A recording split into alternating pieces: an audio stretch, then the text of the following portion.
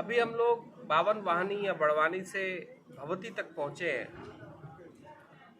भवती सूलपानी क्षेत्र का ये वो स्थल है जहां से सूलपानी की झाड़ियां आरंभ होना धीरे धीरे करके शुरू होती हैं। आज से अगले कुछ दिनों तक हो सकता है कि बार बार तक रेंज ना मिले और सीधा संवाद या आपको सीधी खबरें न मिल पाए। बीच बीच में कुछ खबरें मिलती रहेंगी, लेकिन संभव है कि रेंज कल के बाद शायद हमारे पास कुछ दिन ना हो।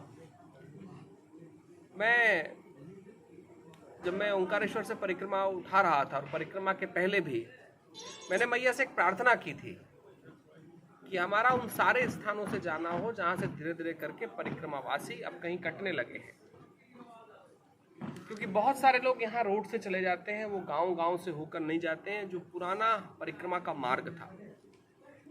असल में अगर हम मैया जी की परिक्रमा के मार्ग को अगर छोड़ते रहेंगे तो होगा ये कि धर्म की पूरी यात्रा में भी कुछ ऐसे लोग छूटते रहेंगे जिनके पूरे परिवारों की परंपरा ही परिक्रमा के आसपास थी।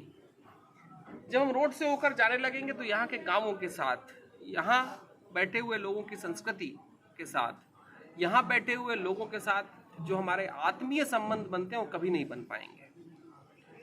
और ये वो क्षेत्र है जो गाड़ियों से दुर्गम है, पैदल ही जाया जा सकता है। लोग दूर बार कहीं पहाड़ियों पे रहते हैं, बच्चे आपको देखते हैं तो आपके पास मिलने के लिए आते हैं। मुझे लगता है कि इन क्षेत्रों में लोगों को जो पक्की सड़कें बन गई हैं उन पक्की सड़कों से नहीं, बल्कि इन गांव गांव को मिलाने वाली जो सड़कें हैं उन सड़कों से होकर यात्रा करनी चाहिए, परिक्रमा करनी चाहिए। मैं कोशिश कर रहा हूँ, मैंने बावन वाहनी के भी सारे लोगों को और उसके पहले के भी लोगों को कहना शुरू किया है कि आप हर एक परिक्रमावासी को इन गांवों से होकर भेजने की प्रक्रिया आरंभ करें, बाकी मैया अपनी सारी व्यवस्था स्वयं बना देगी।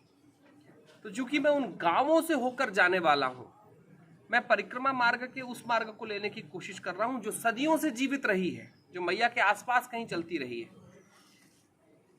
कुछ सन्यासी अभी भी उस मार्ग से पिछले साल भी गए थे, आने वाले वर्षों में भी जाएंगे, लेकिन हमारे जाने से हम जाएं और साथ में बहुत सारे और लोगों को भी वहां तक भेजने की प्रेरणा दे सकें।